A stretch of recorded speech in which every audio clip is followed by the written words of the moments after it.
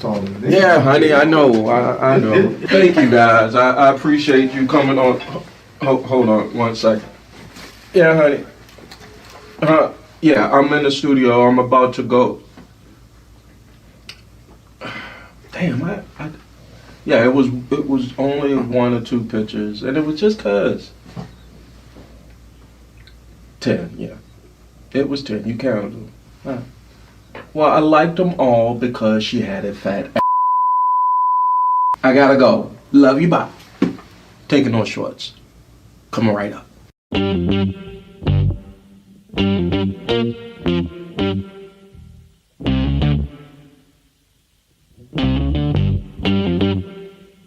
We talking about practice. Not a game, not a game, not a game.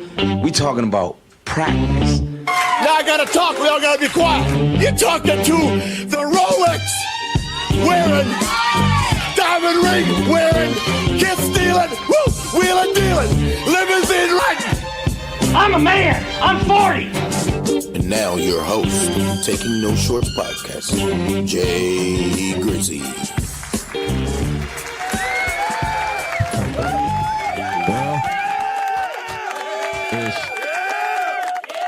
I don't know if it's a beautiful day in the neighborhood or not. I might not look like that guy, but hey, it is what it is. Welcome, ladies and gentlemen. I'm just making sure my audio is looking good, and it does.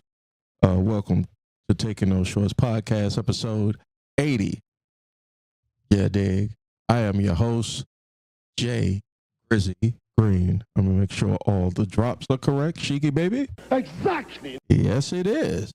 You know, make sure you like, share, subscribe anywhere where you find your favorite podcast. Also, every Friday around, I think it's my mic, every Friday around 8:45 CPT time, you can catch the live stream at the following channels. That's YouTube, Facebook, and Twitch. Those are all at Taking No Shorts Pod.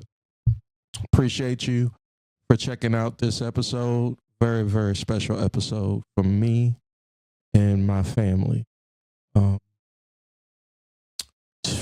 don't know where to start. I would be remiss if I did not let you all know this podcast is taking place after November the 5th. So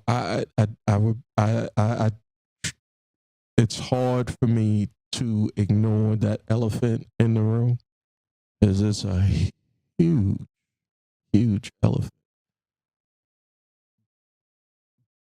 But in some way, shape, or form, I will tie that into today.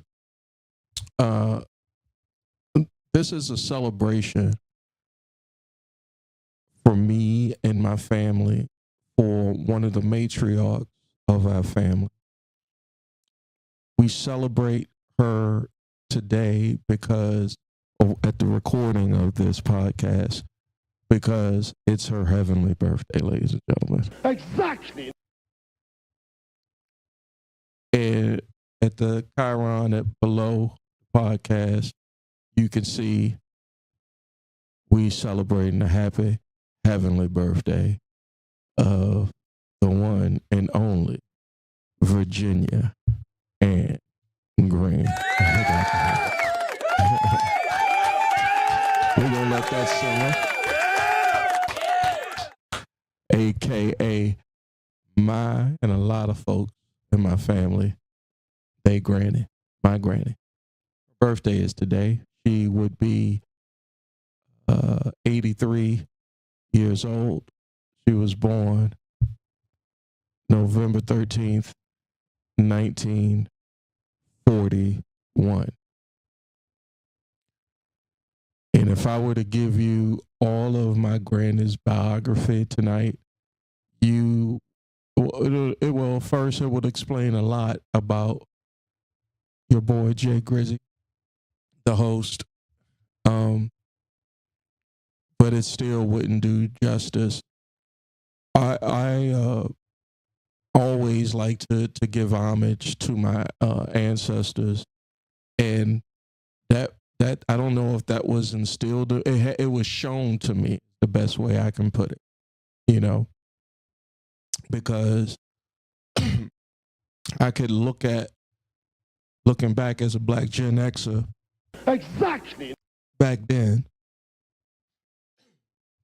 and seeing what the people that helped shape me, the way they loved on me, it helped me in my spirit. And their spirit will forever live through me and whatever they left on this earth, on this rock, and whatever I leave folks that take a sip of water. Oh, by the way, shout out to the Mugs. That's my homie. And he was on episode 78. Ed Rice, entrepreneur extraordinaire, lows. You dig? But yeah, it's my grandma's birthday, heavenly birthday. We lost her in May of 2023. And, you know, if you believe in being prepared for somebody's transition, because you never know, okay, so you're telling a bold-faced lie. And so even though she was 82 years old, 81 or 82, don't get me on my math, you know, that is one tough is the first word I want to use Exactly. to talk about my grandma. One tough person and one tough woman. Okay? And you do not have to take my word for it. Grizzy, that's your granny. Of course you would say that, right? Of course. Yeah, I agree with you. Of course. So don't take my word for it. Ask around. You know, Exactly. ask around. And maybe you might not take that person or that person or that person, but ask around. And that might be to the some in 2024 a good or a bad thing. But my grandmother was one tough cookie. Okay? And so by actually seeing that and having God, the ability that God gave me to look back and see all of those tough times. The first thing I can talk about in episode 80 of Taking Those Shorts podcast is Virginia Ann Green was one tough son of a gun.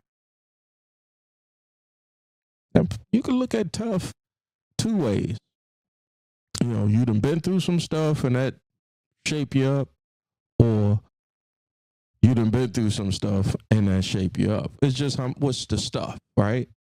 What's the stuff, and how it's not the size of the fight and the size of the dog in the fight, but the fight in the dog. Exactly. That's how tough I'm talking about my grandma.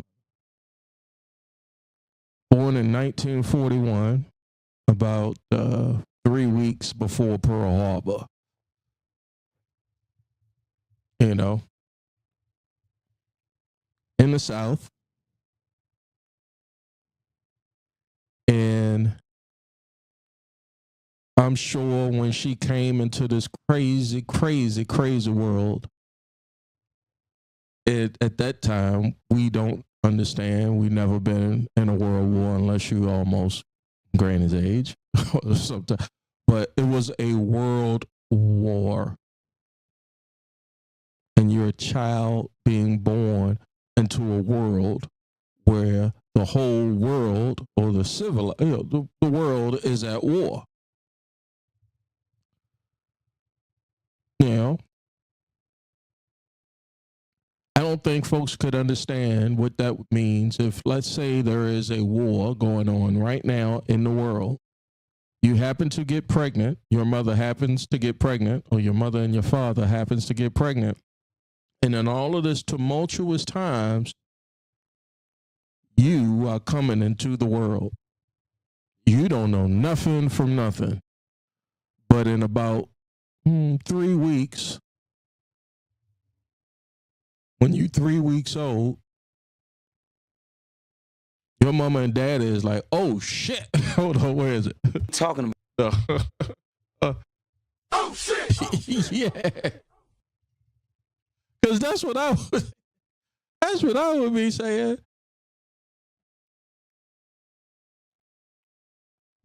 In about 3 weeks, granted, when you're born, your mama and dad are going to be saying, Oh shit! Oh shit! Oh shit! unbeknownst to you, because you're 3 weeks, you were taken care of. Or that's even another tough question, tough place to be in, because they didn't. But they found enough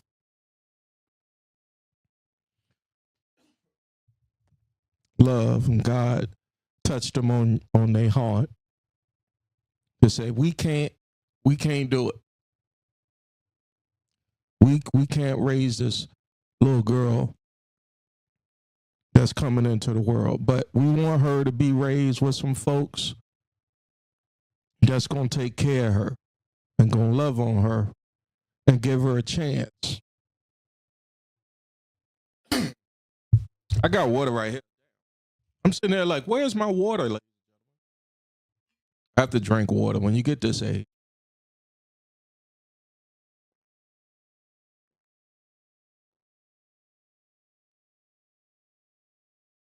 Y'all heard all that. I'm sorry. When you get to be Black Gen X, Exactly. they say drink water. I don't think the water gonna do anything, but that's what they say.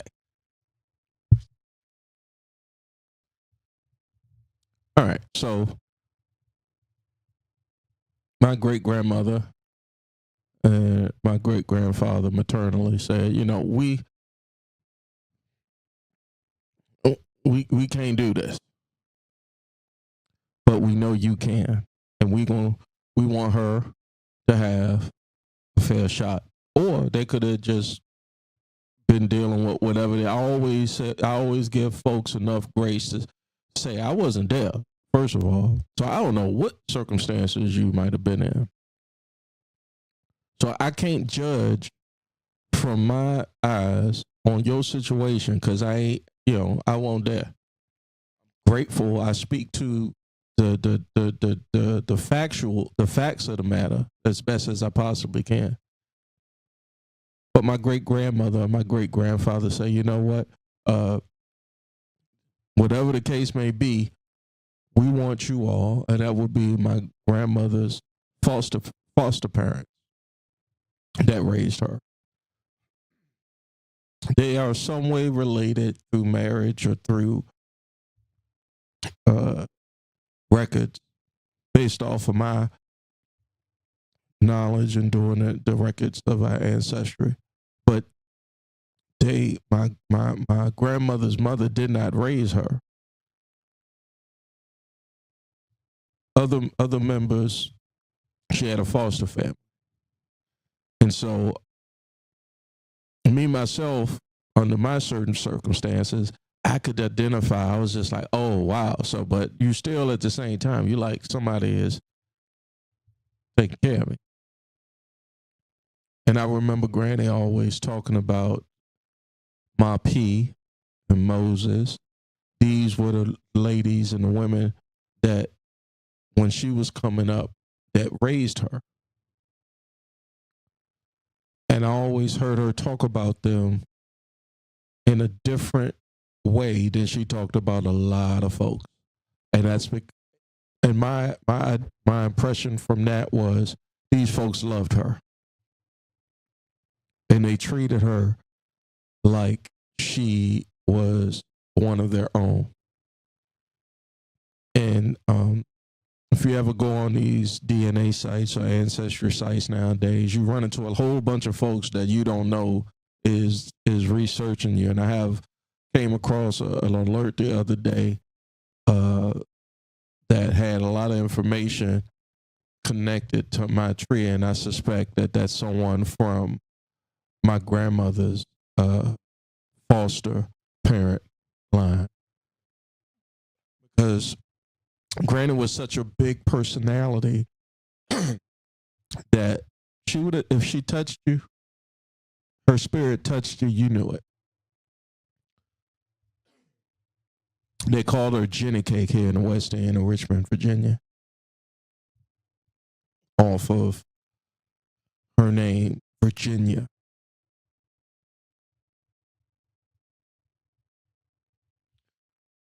The first memory I have of my granny was when I was about 6, 7, or 8 years old, coming home from elementary school. And because we were latchkey kids, or we kind of were latchkey kids, me and my sisters and my siblings, but somebody was, because we all lived in one house, somebody was always there. But preferably, because my mom and my auntie was always at work, Granny was there. She was, when available, she was our caregiver. And I remember lunches and food, snacks after school was readily available, monitoring, making sure you ain't get into something you ain't had no business getting into, covering you before your mother got home, and spanking you or cussing you out if you was acting up.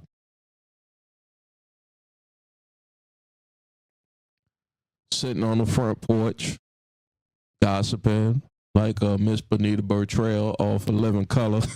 Exactly. With the other ladies who had similar situations, babysitting grandkids or babysitting somebody as they come home from school.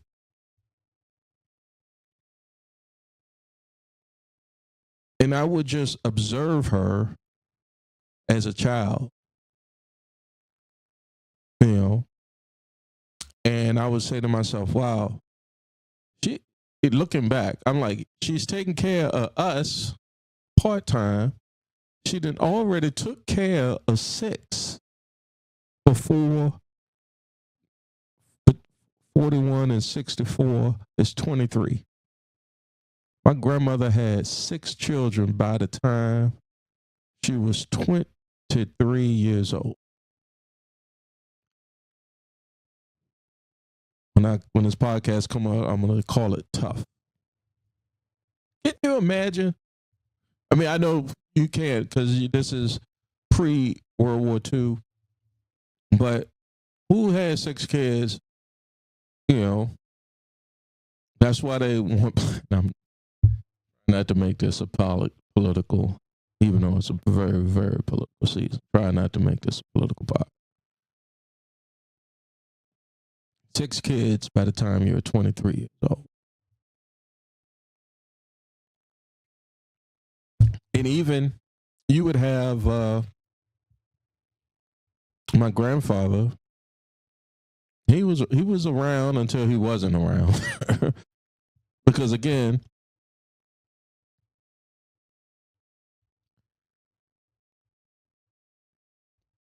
one thing I learned is you can't, folks use their folks to as a the reason why I'm this is because of that and this and that and the third. If you knew what I knew about doing that, you wouldn't. Because, well, if you had enough wits about yourself, you wouldn't do that to yourself or the folks who brought you into this world or helped shape who you are. Because first of all, if you never had that experience, you wouldn't know. But you cannot judge what folks do when you wasn't in that situation and no, not even thought of. You wasn't even a thought. So this is by 1964. She's married. She got married very young. What they did a lot down south, if you turn up pregnant, is you going to the courthouse. You're gonna be married legitimate. This was of the times. I know in the 21st century that's not done, and I'm not putting no opinion or judgment on that whatsoever. But back then, 80 years ago, if you was with child, even if you didn't know, I would hope if you with child, you know them. But if you didn't like them, if you don't know how it's going to pan out or whatever, they was rushing you to the justice of the peace or the altar. So she was a young bride.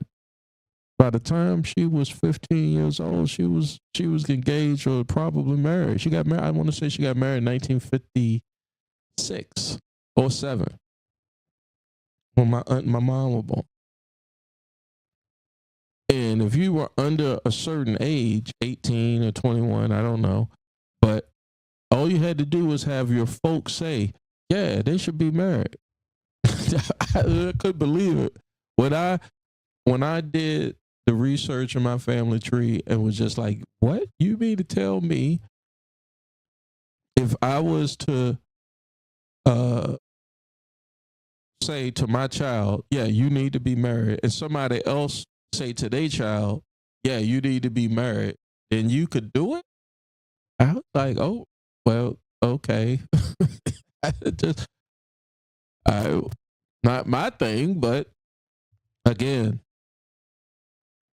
I wouldn't know if I didn't live back then. I wasn't around. I wasn't even thought of.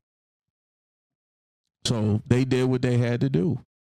They did what the terms called for them to do. When in Rome, tough. Cause she's like, what? Huh? Man, I got I'm looking over here because I'm looking at my steel. Hey, the Steelers won. We 7-2 playing Baltimore this Sunday, 1:00. Hey, back to Granny. My tough Granny, tough old bird. Married young.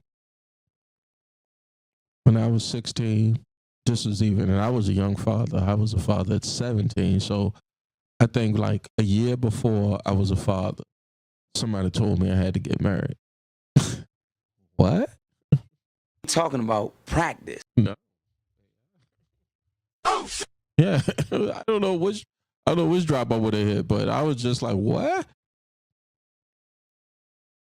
And then back then, the genders was not the same. So imagine trying to stick up for yourself as a black woman in the South to say, wait a minute, can somebody consider? Tough. Some people might see the word tough as something else, but tough. So here we go. We got my auntie, we got my mom, we got then a string of boys. And by 1964, 6 kids, husbands off, born into a foster family. Not excuses, just facts. But pulled off all of that under all of those circumstances. And poverty, by the way. And Jim Crow, by the way. I mean, that's how I look at stuff, There's plenty of bad in everybody. Trust me. If you sit here on this, especially the social media and the internet, and sit here and say, Oh, I don't know what you're talking about, Jay Grizzly. I'm not calling. Talking about A bullshit? Yeah, I had to take a while for me to find the right one. I got some dry land to sell you in the ocean.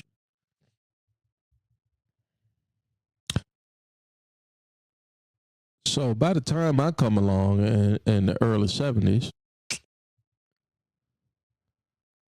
as her first grandson, my cousins go get me,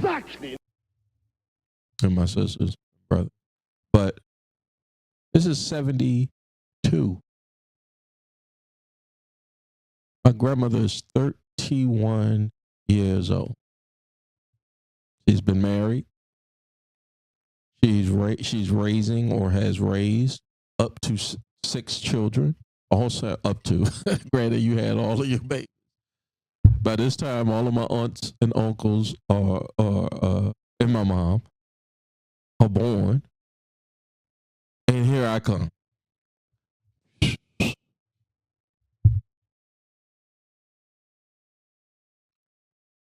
And the way I got it between my mom, my aunt, and my grandmother, I was all theirs. Exactly. Like it was which and honestly, I felt that love. You know, I definitely felt that love. But as the man, or grew up to be a man, as a boy, as the only boy in the house, other than my uncles who were coming of age themselves, I could look back at those times and say to myself, man, I'm so lucky. I'm so lucky. As opposed, or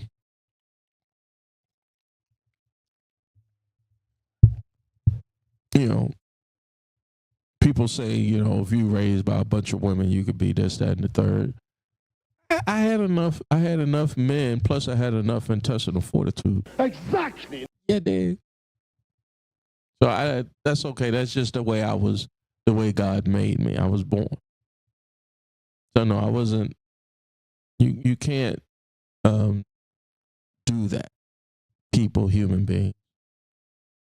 Again, the word tough. Because I saw this woman do things that men probably would not have done. I saw this woman, and folks say, well, you ain't seen it right. Trust me. Okay? So I speak about my grandmother from a pro woman, all supportive point of view. Exactly. Because I saw with my own 2 eyes. Not just her, but the women and the people she raised, the people she influenced. But I got very reflective towards and very, as time goes on, you should give grace and more love than anything. But I will be the one through my grandmother's ups and downs when people was just like, especially families, let's not do that. Okay? We not her. We don't know. And this is something just me personally speaking, like for somebody who and later on, granted, was very communicative and very open and talking about the life she experienced. And I would pay attention, but I always was like, that's great. I kind of, now it's making a lot of sense. But I would never let anybody poo-poo on her.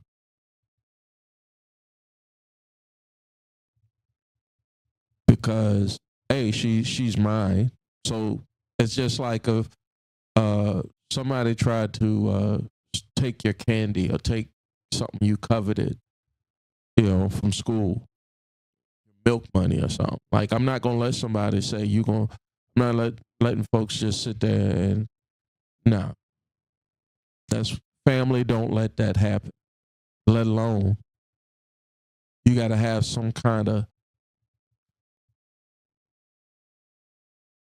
empathy, awareness, sympathy.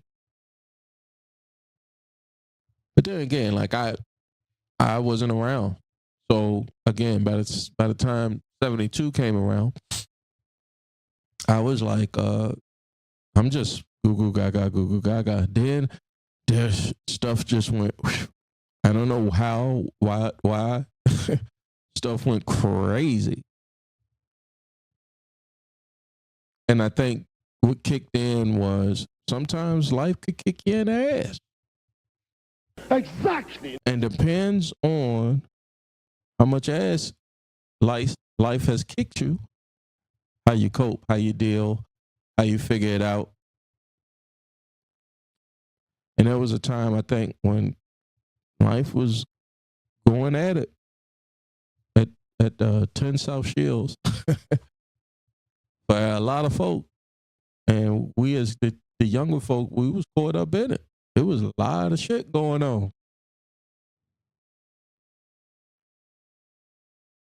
And that taught me a lot as well. That these folks in your family, guys, you got to talk. These folks got lives. They just not, your mother, your father, your cousin. They deal with stuff when you're not around. It's something to say for having these conversations. My wife is big on that. But she still is, even though I don't do it. But eating at the dinner table. Because that gives you an opportunity as a family to sit there and talk. And, the way we live in the 21st century, ain't nobody doing that no more that I know of. And I'm guilty. And it was probably just the way I was raised. We didn't, first of all, we were so poor, we didn't have no dinner table. But even if we had one, we not sitting around talking about how our day went. You know what I mean? Exactly. We get your food, go to your respective corners, and figure this shit out. That's how I was at some point.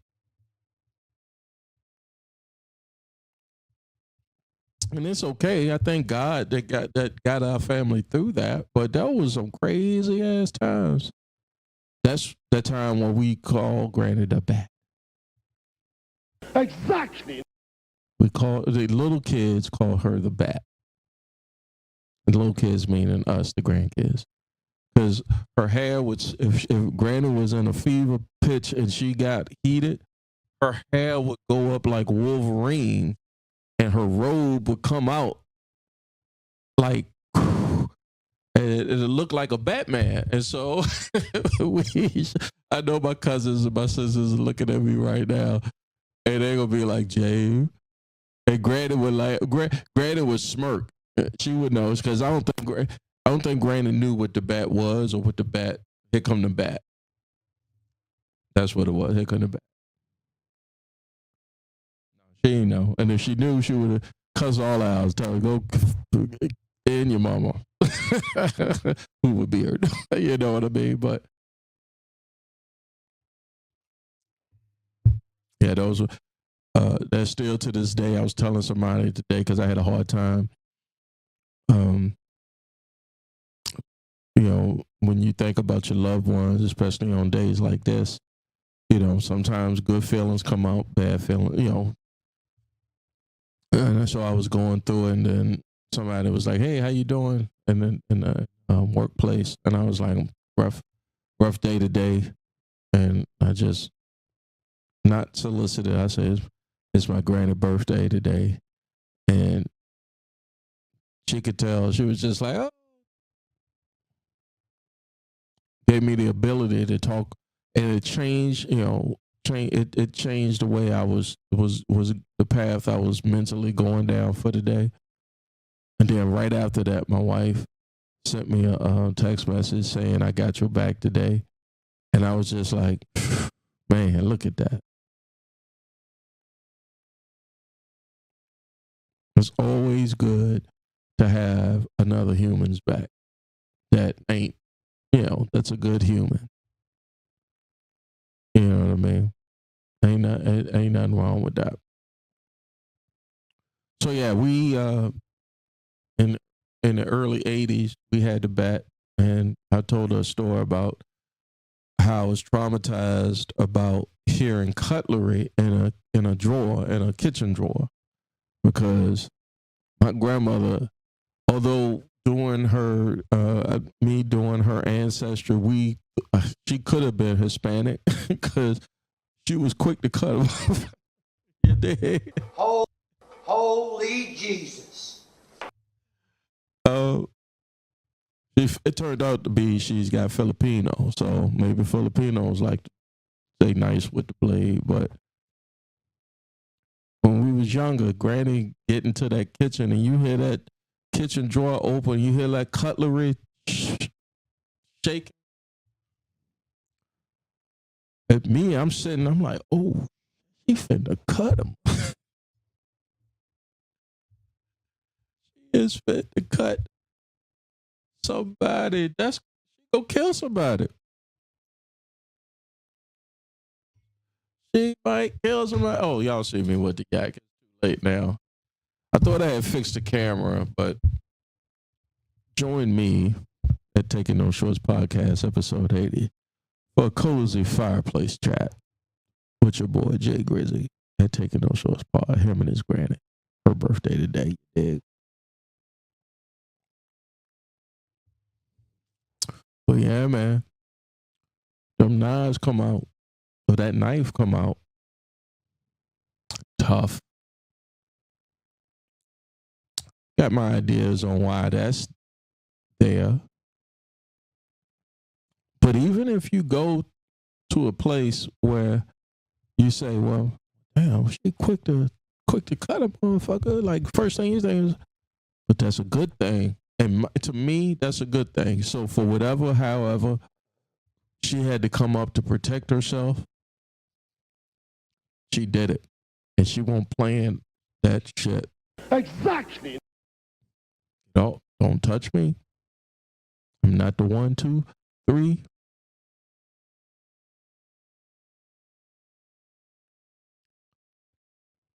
And so we then get to the back half, the back knife for my grandma, where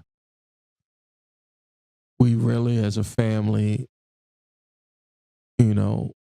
kind of all got around the facts and the grips of where and how, and said, you know what? We just gonna love on you. We just gonna love on you, Grant. For all those years, if you didn't think anybody was loving on you, caring about you, we as a family, we say we gonna intentionally, that's a good word that folks use these days, Exactly. show you we love you. And I wholeheartedly believe she felt that through my grandmother lost before she transitioned 4 children. Tough. Okay? Not 1, not 2, but 4. My mom included, before she transitioned. So she experienced that. And I was with her through each experience. Tough.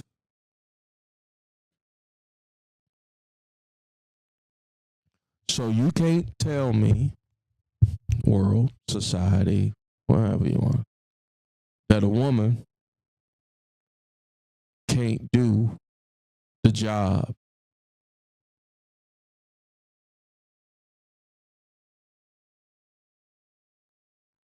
Because I know better. I seen it with my own eyes. You might tell me I'm a lie. And I'm going to tell you. A bullshit. A bullshit. A bullshit. And really, for the most part, the majority, the populace know BS. How you get there? I don't know. It's not for me to call it. I'm not going to try to call it. I don't think Granny tried to call it. She said, I'm here. I'm going to do the best that I can. I'm here. Those are the times she came in the world with. By the time I came out, I said, oh, this is a pretty good world. There might be some ups, some downs. That's Black Gen X, right? Any Gen X kid, right? You know, you get to come home, get the freedom to run around, but your parents are not there. So you can kill yourself. You know, you can have the greatest time of your life. It doesn't know. You just 50-50, nigga. I still say, who am I to judge? I definitely am not. All I know is, if it wasn't for that tough woman, I, your boy Jay Grizzy, would not be here. If it wasn't for that tough old bird, my mother would not be here. And most of my immediate family would not be here. She's my grandmother, right? But passing through all of that, what a tough lady. What a great armor she left for me to shroud myself and my loved ones in. Then I found out she came from a bunch of tough old birds. So it wasn't like it wasn't too familiar. You dig?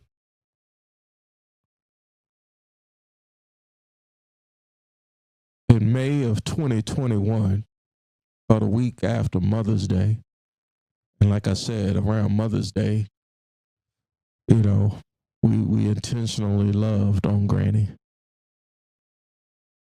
And that Mother's Day, I went to my aunt's house, her caretaker. I love you, Babu. Thank you. Exactly. And here come Granny down the stairs. This is lunchtime. We're doing brunch.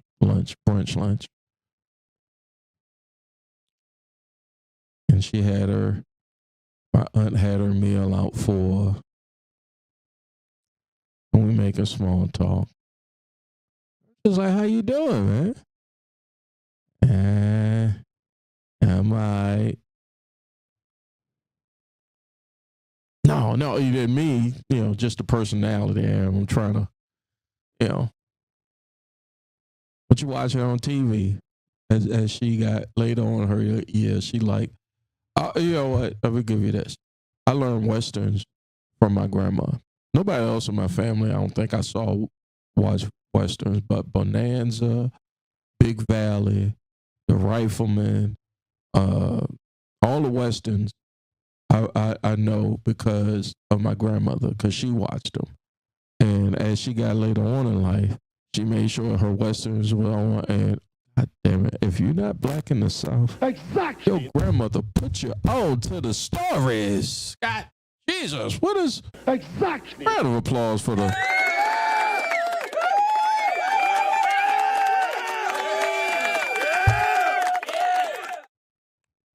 For us, it was CBS. I'm going to give them a plug. It's streaming now, so Young and the Restless, As the World Turns, Bold and the Beautiful, and The Guiding Light. Before Bold and Beautiful was Search for Tomorrow. Update myself. Oh, Y'all forgive me. Search for the bar as Young and the Restless as the world turns and the guiding light. And if you got called out sick from school, you got the Price is Right.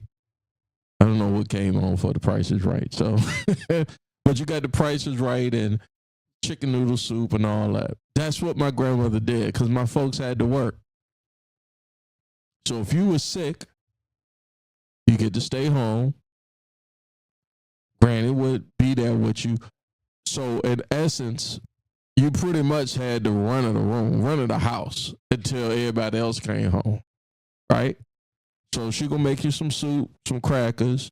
She gonna sit down. She gonna say, "I'm fitting to watch my stories. Don't bother me." Great. I mean, what are you? Exactly. I'm finna go do whatever I want as an 8-year-old. I am fin to have a thank you, Granny. And thank you, soap operas of the 70s and the 80s.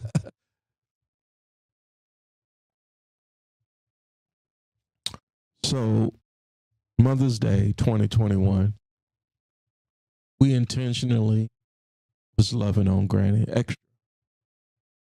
Because by this time, hospice care and everything. And she say, I ain't worried about kicking a bucket. She didn't say kicking a bucket, but I'm not worried about it. I'm ready. I don't know how many people gonna sit there and talk to you like that with that type of vibe. Man or woman. I don't know. Nobody gonna give you that type of vibe. I never met nobody give you that type of vibe. Tough. And of course, as her grandson, stop talking like that. We not putting that out in the universe. All of that.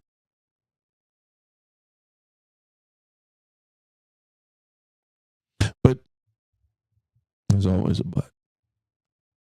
I said, how does one get to that place in their head where they said, you know what? Before my baby's gone, and live these great years that God gave me, 80 plus. I always be here, so I always said, every year I say, I wish God gave me, if God would give me X amount of years like he gave you, I'll take it. Because we, younger folks, is just saying that shit, right? But you got to be there and then experience it and then stand on what you're saying because there was no blink in her eye. There was no in regards to that. She was like, yo, nigga, whatever's going to happen, it's going to happen. And I'm good with it. But I love you still the same.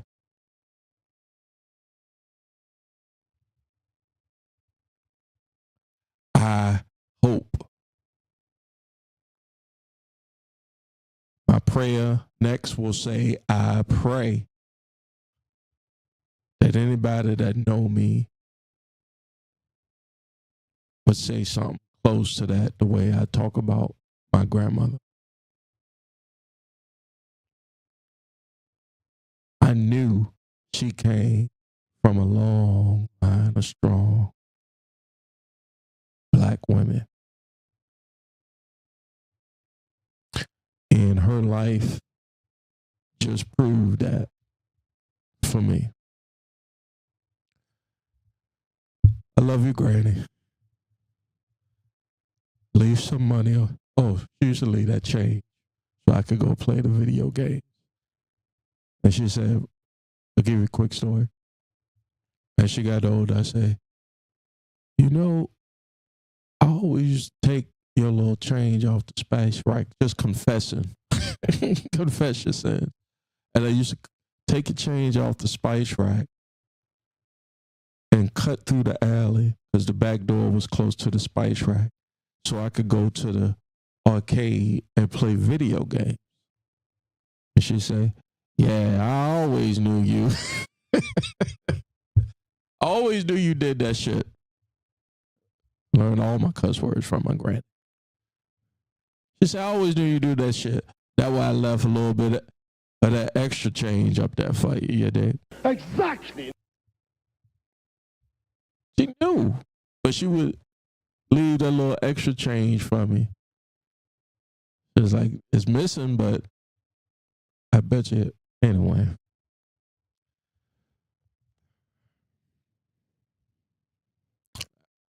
I love you, Granny. I appreciate you. And I see you soon. Or later. Exactly. Make sure you like, share, and subscribe anywhere where you find your favorite podcast. This is Taking No Shorts, the podcast, episode 80. I am your host, Jay Grizzy Green. Later on, you can catch this podcast on all audio streaming platforms, mainly Apple, Spotify, and Amazon Music. Got some traction. I appreciate everybody that's been interacting with us. Again, tell a friend. If you have told one, tell another one, and then tell two. Shout out to my homegirl, Kathy. She had a birthday. She said Scorpio. I told her my grandma's birthday. She said, oh, she a Scorpio too? Exactly. Let me tell y'all, fuck the Scorpios, okay? Other than my grandma.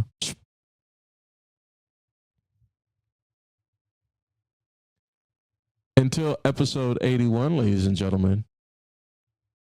Bye-bye. Thanks for taking the time out to listen to Taking No Shorts podcast. We'll be right back in just a few.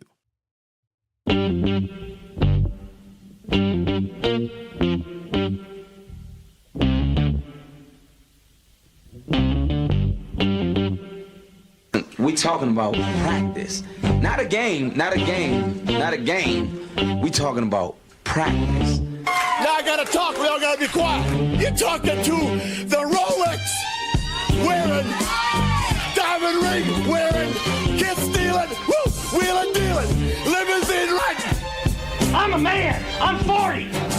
And now your host, Taking No Shorts podcast, Jay Grizzy.